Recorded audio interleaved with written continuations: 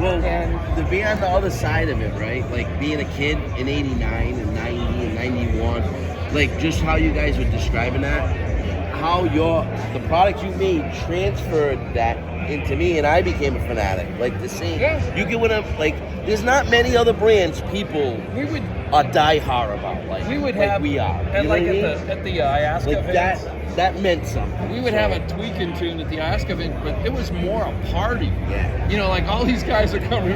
We have It was some a good Jones, time. we It have was a some good Ian. time. It was a good time in life. That's why I collect it. That's why I try to preserve it, because it brings me, not that I want to save the history. It brings me to a point in life that I was happy, that it was like carefree. And you so, guys telling me the stories even just like so kind of Wayne, reinforce that. You know, Wayne, like the engineers, a lot of the engineers were like, so Wayne started at Perfect Interface with me. And, thanks to Ron. and, He got me hired on at he Rockford. said, So, you know, and the first thing we do is Wayne, they're going to launch Hafler. So Wayne's first electronics project was a crossover, right? It was simple for him to do. He did it, and they launch Hafler, and it's like doing really well. And then all the politics get involved, and they killed it. You know, because some people were jealous that the sales guy was selling more of it, whatever. So then Really?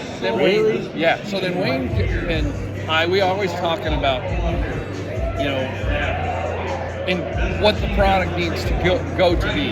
This was when you were first just getting computer controlled type stuff, you know what I mean? And so Wayne's like, I'm going to make an audio computer. And that was how Symmetry started. He just said, I'm going to make an audio computer. And I'm like, okay, tell me about it. And then we just talked, and I went to the president and said, hey, Wayne wants to do this project. He's like, go for it. So was it just the president that you could go to and get the call the shots Here's the at cool that thing. before it went So, public? Perfect Interface. We were kind of off the grid. We weren't even in the same building Flew under the radar. Yeah. That's right. We were over under the radar. Yeah. And Bob Potier, remember when I first started work there, I'd wear a tie to work and stuff because a guy once told me you dress for the next job up. Well, the Mormons are kind of like, they appreciate that. He was telling me They about do. And Bob took, first of all, Bob loved Ron. And and he took a liking to me, and he gave us great leeway. There was a lot of confidence. Ron was inventing shit left and right. In fact, everything, if you look back far enough, everything that has percolated from a lot of the products that were developed in those early days. But Bob gave us the leeway, and Ron gave me the leeway, and I had like the bat cave. I mean, it was this old room, and it had like 20-foot ceilings, and it was super dark. It had like a 40-watt light bulb, them gas-fired light bulbs. Yeah. He came in there one time, and he's like, dude, how do you stay in here all day, And I said, well, I can see my monitors better, But I was working all by myself. I mean, in that room, I was isolated, and it gave us the opportunity. I think part of the problem, though, with the Hafler and Lightning and stuff like that is the Rockford sales organization, they sold Rockford Fosgate, and anything, any type of product that could potentially cut into their sales. So if somebody was selling a Lightning amplifier or a Hafler product, it was taking discretionary money that could have gone to Rockford Fosgate, and they're not getting commissions. I always felt that and the focus wasn't right too. When you have a new product, it takes a lot of effort to promote the product, get it into dealers' hands. It takes a lot of effort, and there was just not any interest for existing salespeople to put forth that effort. We always wanted people that they should have been competing. There should have been independent sales reps, Competing with each other. That's right, because those products never had a chance. That would have pushed it a lot more. Well, and the problem, instead of just being there.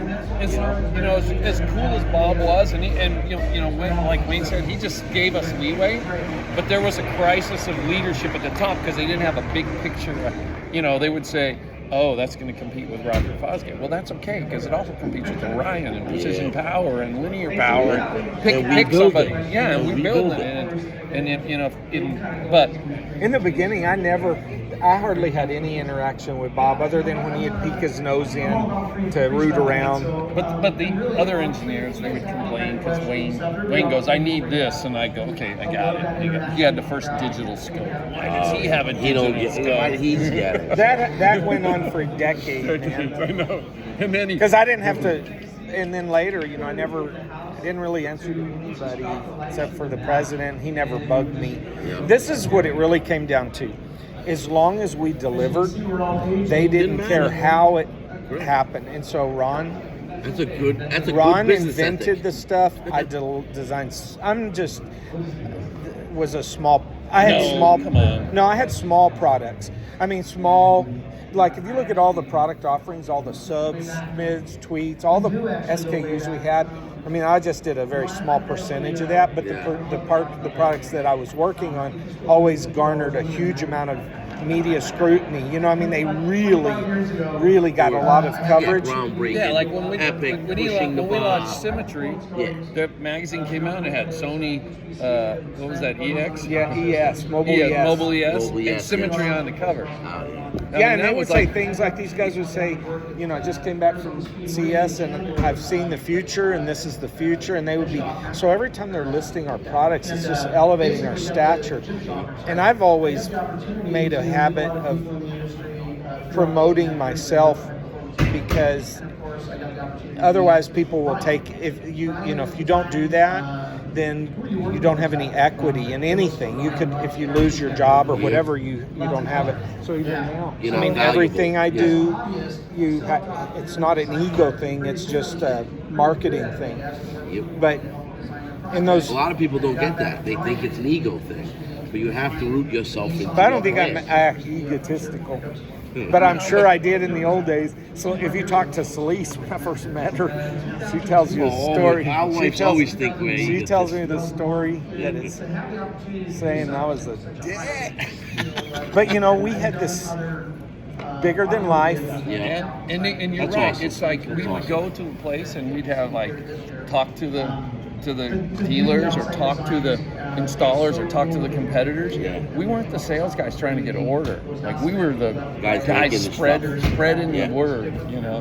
And it was like, and you know, and there was a lot of ego in people involved. And I'm sure we were egotistic. I mean, we were all young, you know what I mean? It's like, hell, we were big in our own mind, you know what I mean? But Yeah, you guys were. But it was like, You guys did a lot it was for the fun, industry. man. We had a good time. Good time in life. Wayne says sometimes with the Taco John's, we went there all All the the time. time. Okay, I gotta Ron, go. thank We're you. out of here.